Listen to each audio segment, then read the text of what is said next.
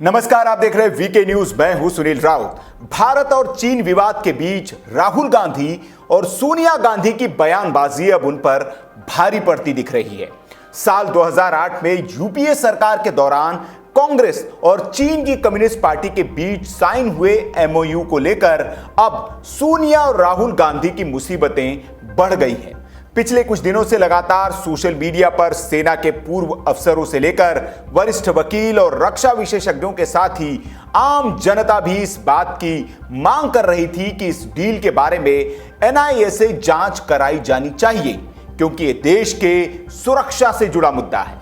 और अब यह मामला सुप्रीम कोर्ट भी पहुंच चुका है। जी हां, सोनिया, राहुल और दूसरे कांग्रेसी नेताओं के खिलाफ एक याचिका सुप्रीम कोर्ट में दाखिल की गई है। यह याचिका एक अधिवक्ता की ओर से लगाई गई है। इसमें मांग की गई है कि शीर्ष अदालत यानी कि सुप्रीम कोर्ट एनआईए को गैर कानूनी गतिविधियां रोकथाम अधिनियम 1967 के तहत इस समझौते की जांच करने का निर्देश जारी करे। मामला अब कोर्ट में पहुंच चुका है, तो जाहिर है कांग्रेस को इस समझौते के बारे में चुप्पी तोड़नी पड़ेगी, क्योंकि पिछले कई दिनों से चीन मसले पर कांग्रेस की बयानबाजी के बाद बीजेपी ने भी समझौते को मुद्दा बनाते हुए कांग्रेस से लगातार सवाल किए हैं और पूछा है कि क्या चीन की कम्युनिस्ट पार्टी से कांग्रेस का यह समझौता अभी भी बरकरार है या फिर रद्द किया जा चुका है। इस पर कांग्रेस जवाब दे, लेकिन कांग्रेस ने इस मुद्दे पर कोई जवाब नहीं दिया और ना ही पार्टी प्रवक्ता इस मामले पर बोल रहे हैं। जब भी उनसे यह सवाल पूछा जा रहा है तो वो गोल मोल जवाब देकर इससे बच निकल रहे हैं। हालांकि राहुल और बीजेपी के बीच ये जुबानी जंग अब भयानक रूप ले चुकी है। राहुल गांधी के हमलों के जवाब में बीजेपी भी मुखर हो गई है। बीजेपी अध्यक्ष जेपी नड्डा ने सोमवार को कांग्रेस शासित मनमोहन सिंह सरकार पर चीन को हजारों वर्ग किलोमीटर जमीन समर्पित करने का आरोप लगाया था। नड्डा ने कहा था कि इसके लिए कांग्रेस और सीपीसी के बीच हुए समझौता ही जिम्मेदार है। मंगलवार को जेपी नड्डा ने 2008 में कांग्रेस पार्टी और सीपीसी के बीच समझौते और उसके बाद मनमोहन सिंह सरकार और कांग्रेस के बदले रवैये से जुड़े फैसलों को भी ट्वीट किया।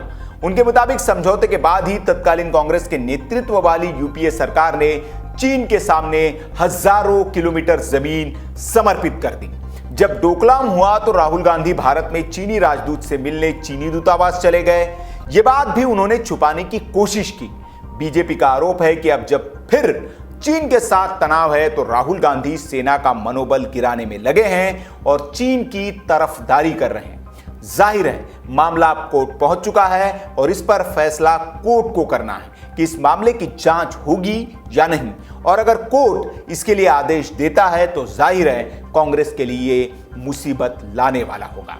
दरअसल 2008 में कांग्रेस ने चीन की कम्युनिस्ट पार्टी के साथ एक एमओयू साइन किया था, जिसमें दोनों पार्टियों ने महत्वपूर्ण क्षेत्रीय एवं अंतर्राष्ट्रीय मुद्दों पर एक दूसरे से परामर्श लेने और उच्च स्तरीय संपर्क को सुलभ बनाने के लिए हस्ताक्षर किए थे। इस एमओयू को साइन करने के लिए कांग्रेस के तत्कालीन महासचिव राहुल गांधी और पार्टी अध्यक्ष सोनिया गांधी चीन गई थी। पार्टी के तत्कालीन वरिष्ठ पदाधिकारी भी उनके साथ गए थे। इस मीटिंग में चीन के मौजूदा राष्ट्रपति शी जिनपिंग ने समझौता ज्ञापन पर हस्ताक्षर किए थे।